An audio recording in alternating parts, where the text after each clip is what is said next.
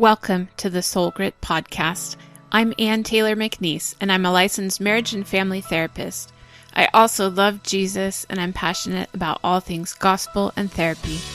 I created Soul Grit to be at the intersection of mental health and Christian faith. Christ followers need a place to ask questions and get answers about mental health. Join me as we dive into real stories and real questions from people who want to honor God with their hearts, souls, and minds.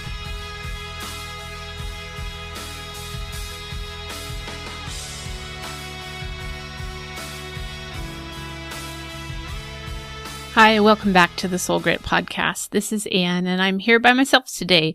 You probably know, and you can tell that I really prefer to do an interview episode because I really love having conversations with interesting people. That's one of the things I like best about podcasting is that I get to approach people that I normally wouldn't have conversations with all over the country and the world and be able to share those conversations with you.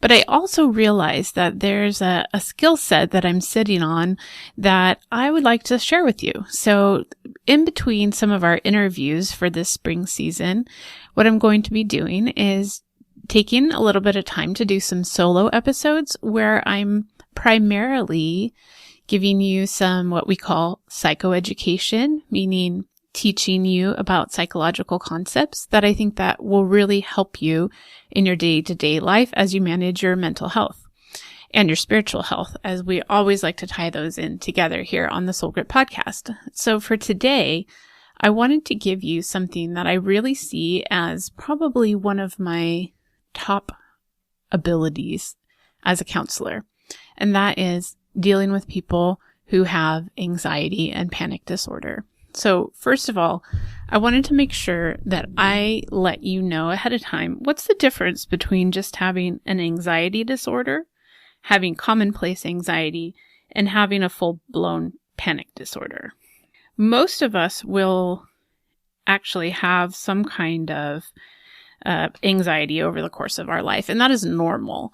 It's normal to have situational anxiety in which we feel unsure about the outcome of a situation, when we feel worried, when we feel just uncertain about our future. And that the reason I know that's just normal is because we see it across cultures and we see it in the Bible. And so for those of us who are Christians and we have some anxiety, we know that that is something that God's people have experienced since the beginning of time. So normal anxiety tends to be situational. When the situation gets resolved, the anxiety seems to go away. Let me give you an example. Right now, we're waiting on a transfer into a different school district for my daughter's high school. And we've had a lot of anxiety in our home because it's unsettling not to know where you're going to go to school. And until we get that letter from the school district saying, yes, you are approved, we're feeling a bit of anxiety, being able to wait on that approval letter. But I anticipate that once we do receive that letter, the anxiety is going to dissipate. Now, when it comes into more of a clinical level of anxiety, what we have is, there are several anxiety disorders, but one of the most common is just a generalized anxiety disorder. What that means is you're worrying about a lot of things most of the time. And it's a subjective kind of diagnosis. So if you find yourself worrying a lot about several things a lot of the time, then it could be the case that you could be diagnosed with that. But we're also going to look at some other symptoms like having difficulty concentrating, having a disturbance in your sleep pattern, having some physical symptoms like headaches or stomach aches that are creating a physical discomfort for you. And so when we see a cluster of those symptoms, that's when we say, okay, yeah, that looks like a generalized anxiety. Generalized meaning it's not about one specific thing, but it's about a lot of things. If it was about just one specific thing, there's other diagnoses that would fit that better, and we're not going to talk about those today. What I'd also like to talk about is panic disorder. In panic disorder, the criteria for that is really simple. It's basically you have panic attacks. And so you may have a general kind of anxiety, but when you start having panic attacks, that bumps us over into this diagnostic criteria of panic disorder. And so if you haven't had a panic attack before, sometimes you don't understand that it feels like you're dying. And so we have to use a lot of our mental faculties to remind our body that we're not actually dying in the moment. But if you've ever been to the emergency room thinking, I must be having a heart attack or something is seriously wrong with me, and then they check you out and they say, well, your blood looks good, your EKG looks good, all that, what ends up happening sometimes is I say, I think this might have been a panic attack. And the reason for that is some of the symptoms are a pounding or racing heart, sweating, chills, trembling, difficulty breathing, weakness or dizziness, tingly or numb hands, and chest pain. So if any of those things have happened to you, you can see why it might feel sort of like a heart attack, but it's really not. It's really your body having a kind of an extreme experience of fight or flight. We've talked about that a lot before on the podcast. So it's a very physical representation of the anxiety that you've been having. What is also pretty surprising to some people is that you might not really actually feel that anxious, and then a panic attack sneaks up on you, and you feel almost betrayed by your body because you think, I'm managing this just fine in my mental state and my emotions, I'm managing. But then what happens is your body, as we say, the body keeps the score. Your body is letting you know that all is not well and something is not right. And so if you have experienced a panic attack, and some people might be more comfortable with saying an anxiety attack, and those, I don't know if there's really a clinical difference between those, but what we're going to use for our working definition right now is that if it's a panic attack, it has all of those physical symptoms. And if it's an anxiety attack, you might have some of those, but really you're experiencing it more as a mental situation, a mental occurrence of all of these thoughts. I can't stop thinking. My mind is racing, all of that. So whether you are having those physical representations or more of just like this storm in your brain, I'm going to give you some of my top methods. Now, these are not going to be all of the methods, but these are going to be the things that I start with when somebody comes in and has been experiencing this extreme form of anxiety that shows up in their physical body. So the first one that I want to give you is simply a technique of grounding. There are a lot of different ways for grounding, but this is the one that I think is easiest to remember and the easiest to do no matter where you are. If you're standing in line at the grocery store, if you are riding on a bus, if you are in an elevator, wherever it is that you're starting to feel panicky, you can implement the 5, 4, 3, 2, 1. So we all know that we have the 5 senses, which are sight, touch, hearing, smell, and taste. And so the 5, 4, 3, 2, 1 uses our 5 senses in that order, because here's how I like to explain it. If you look around your room right now, or if you're driving while you're listening to this, if you look around at the road and I asked you to name 100 things that you can see right now, you could do it, because visually, most of us, if we have all our normal faculties, we are very perceptive visually. I could right now name, there's a pen, there's a book, there's a Nerf bullet, because I have little boys. There's a book. Oh, I already said that. There's a piece of paper. There's my microphone. Okay, so I can name my 5 things. Or I could name 100 things if I wanted to. I'm only asking for 5. The next one is, I want you to name 4 things that you can feel or touch with your skin. And so this becomes more limited than our visual, capacity. Right now, I can feel the upholstery of the chair I'm sitting in. I can feel a lock of hair tickling my cheek. I can feel the fabric of my pants. I can touch this desk that my computer is sitting on. After that, we're going to go to our hearing. And our hearing, depending on where you are, you're going to be able to hear a lot of things or not. What I can hear right now is a car driving by on the road. I can hear the sound of my voice. And I can hear this little click of my phone case that I'm playing with. Those are 3 things that I can hear. After we do hearing, we're going to move on to smell. Right now, I can smell a little bit of the coffee that I've been drinking this morning, and I can smell my deodorant that I put on this morning. After smell, we go down to taste. And a lot of times I have people tell me, well, I can't taste anything. I've just been drinking water for the last couple of hours. And I'll say, well, if nothing else, you can taste your spit. Okay. And it's not glamorous, but you have a certain taste in your mouth, and that's enough. If you don't have cherry chapstick on, or if you haven't been drinking a coffee or whatever, it's going to just be the taste of your mouth, and that's okay. To use your mindfulness just to notice that thing. So once we've gone through the 5, the 4, the 3, the 2, and the 1, usually what happens is our body becomes what we say grounded, meaning I'm in the here and now.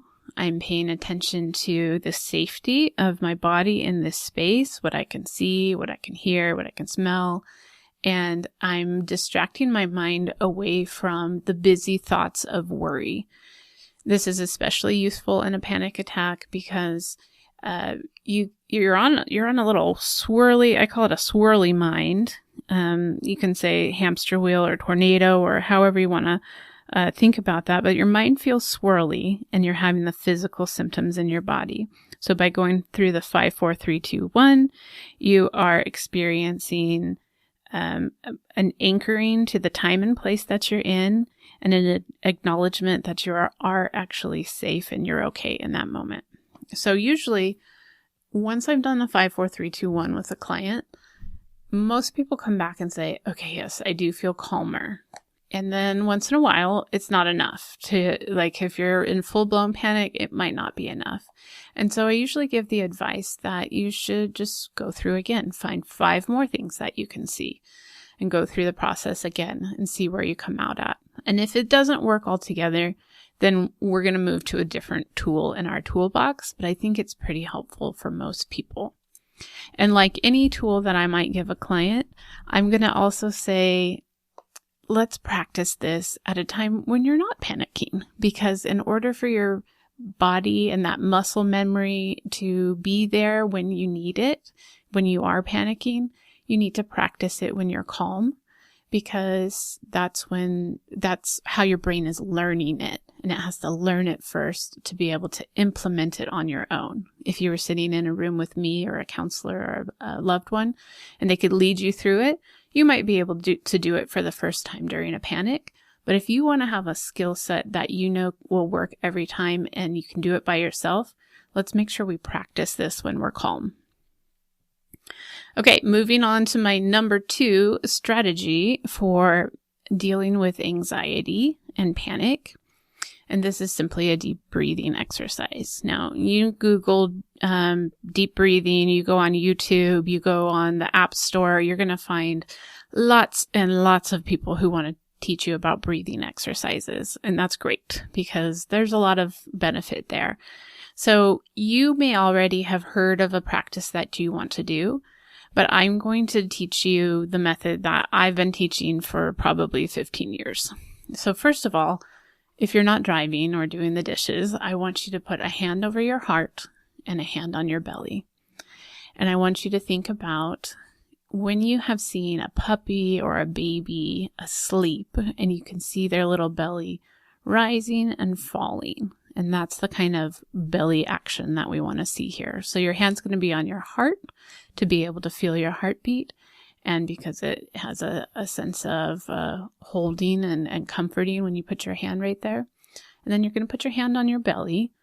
1, just because sometimes we don't know what to do with our hands and we need to have something to do with it when we're anxious. And 2, so that you can monitor if your belly is expanding in the way that we're asking. Now, a lot of ladies do not like to do this in the office because they don't want to make their bellies look big. But this is a private exercise for you to try. Nobody's looking at your belly, so I want you to try this. You're going to breathe in deeply. You count to 4 in your brain. And exhale to the count of 4. And I want you to do that a couple of times, just like that.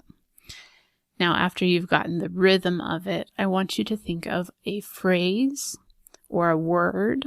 And since we're all comfortable here on the podcast of talking about our interaction with the scripture, it could be a verse. The one that is the most easy to access for me is Psalm 46:10, which says, "Be still and know that I am." And so I want you to, this is a form of breath prayer. So I want you to, on the inhale, still slowly to the count of 4, you're inhaling, "Be still." And on the exhale, "and know that I am." Again, inhale, "Be still," and exhale, "and know that I am." So once you have the practice of this, you can give it a few rounds of that, you're going to notice that the oxygen levels coming into your body have regulated. It's allowed your parasympathetic nervous system to come online. It's given your hands something to do. It's given your mind something to focus on by adding that little mantra in there. And the combination of all of those things together is what really calms us down, mind, body, soul. And once you're there, you can choose to move on to whatever the big thing is that you have to tackle next.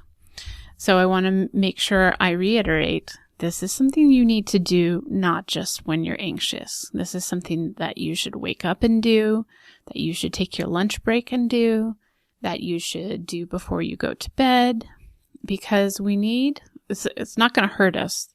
Doing deep breathing and meditating on a scripture is going to be a helpful thing, even if you're not an anxious person. But for those of us that do get anxious, having the practice at set times during the day, or even just whenever you think about it during the day, doing that at a time when you can manage it makes it so much more accessible at a time when you're really freaking out, as we might say. Finally, the last thing I want to share for today, and this is by no means all the ways of managing anxiety or panic, but the last thing I want to share that's just really easy to implement is that the way our nervous system works is there's a certain amount of sensory input that we're receiving or seeking, and we have the baseline of where we're operating. Now, what happens when our sympathetic nervous system is activated and we're going into fight, flight, freeze is we are only tuning into a certain amount of sensory input. So what happens when we change the sensory input is we can disrupt that whole fight, flight kind of process, and we can bring it back into the here and now. It's another form of grounding, similar to the 5, 4, 3, 2, 1. And so whenever I'm working with a client that needs to have this kind of sensory interruption of the anxiety and panic process, I ask them to use those 5 senses again, but to think about what are some ways that they could change the sensory input. I recently attended a training that talked about the mammalian dive response. And I'm not a biologist. I don't know a ton about mammalian responses, but it did make sense to me what she was saying. This is the response that you get when you jump into cold water. Your heart rate slows down, your breathing slows, some things change. So in order to create this response when we're in the middle of panic, we can just put our face in a bowl of cold water. We can put an ice pack on our forehead and it creates the same response. So one of the things that I want to bring to your attention is changing the temperature of your body. So this could be jumping in a shower, whether it's hot or cold, I don't care. It's going to change the temperature. Cold water will shock you a little bit. You could do the face in the bowl of water thing. You could apply an ice pack to your forehead or the back of your neck. You could simply, say you're at work and you can't ruin your makeup. You could go to the bathroom and you could wash your hands for a little while in a different temperature of water, and that helps to reset. Another thing you can do is to use your sense of taste to reset. I had a client that would do really well with a glass of orange juice because that tangy, sweet, sour kind of taste reset her experience in that moment. If she couldn't get a glass of orange juice, she would pop in a piece of minty gum, and that was enough to kind of distract her senses away from the panicky feelings and bring it back into the here and now. So, so we have temperature, we have taste. Another one you can use is smell. And this is why a lot of people like to have essential oils around for mental health purposes, because we know things like lavender are very calming. We know things like citrus are very brightening. And so some of us have allergies or some other considerations when it comes to fragrances. So I'm not going to have a specific prescription for you about which fragrance you should use, but what you should do is find a fragrance that feels good to you and doesn't give you a headache or anything like that, but is something that maybe you don't have around all the time. And when you do have it, it kind of grounds you. And so if that's a little vial of essential oil or something else that you have that is smelly that you can keep in your purse or your desk drawer or whatever it might be, that can help you reset in the moment. So if you were my client, I would have you go through your 5 senses and try to think of things that would be distracting. Or distracting is not the best word, but things that would reset your system. That might be listening to a particular type of music or a particular voice that is comforting to you. So it can be any of these things. It can be going outside and looking at the blue sky.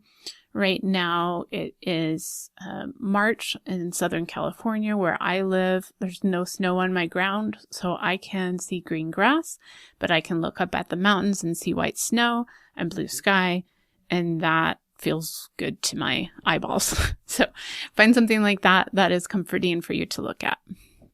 So that is my third of my top 3 techniques, is just to change your sensory environment. So I hope that those 3 things, we had the 5, 4, 3, 2, 1, we had the deep breathing with kind of a meditation built in there, and then we had the changing your sensory environment or sensory inputs. Those are my top 3. I would love for you to try them out. If you're feeling anxious, one of the best ways, or one of the things I like to hear the most, is if you heard about this and you were able to do it with somebody else, maybe your child or your coworker is having a really hard time, and you're able to say, hey, what are 5 things you can see right now? And they're going to say, what are you doing? And you're going to say, just go with it. It's going to get you there. And I love when people come back to me and say, Ann, I did the 5, 4, 3, 2, 1 with my daughter and she didn't have a panic attack. And that's showing me that you really have learned and understood what's happening and you're able to share this goodness with other people. So one of the things that I love more and more that we find out as we dive deeper into the field of psychology and mental health is that all of these things were designed by God. And he has glimpses of those throughout the scripture of how people have tuned their minds to him, have put their body in postures to receive from him. So I would love to hear if you try out any of these this week. You can tag me on Instagram at soulgritresources, or you could send me an email, info@soulgritresources.com. And I would love to hear from you if you've tried any of these. If not, if you don't get an opportunity in the next couple of weeks, I would pray that you would keep these stored in your back pocket, because I'm pretty sure at some point, either you or someone you love is going to have an episode of anxiety, and you're going to be right there to help out. Thank you again for listening. As we move throughout this season, we're going to have some more interviews, and we're also going to have some more shorter episodes like this where I just unpack a skill set for you. Love to know what you think, so make sure you contact me. And as always, I'm going to interview myself for a minute here. And what are you doing for soul care? That's how we end all our episodes, right? I just wanted to share with you, based on our episode we had a couple of weeks ago with Dr. Tabitha Barber, and she shared about her fasting program for the Lenten period.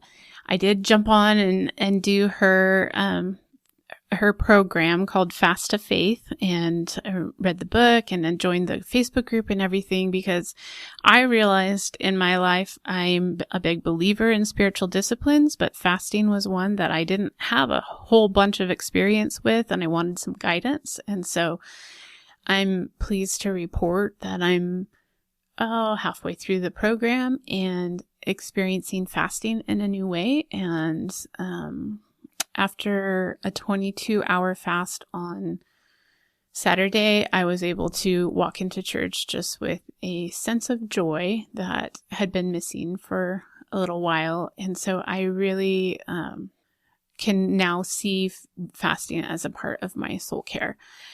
And I realize that there's some scriptural guidance that says when you fast, don't make a big deal out of it and don't tell everybody, and make sure you still comb your hair and take your shower. And I realize that in the future, I am going to want to be more secretive about fasting. But this time, as I'm learning how to do it, I'm talking about it in the hopes that it will encourage you and that I'm just figuring it out. So hopefully you give that a try.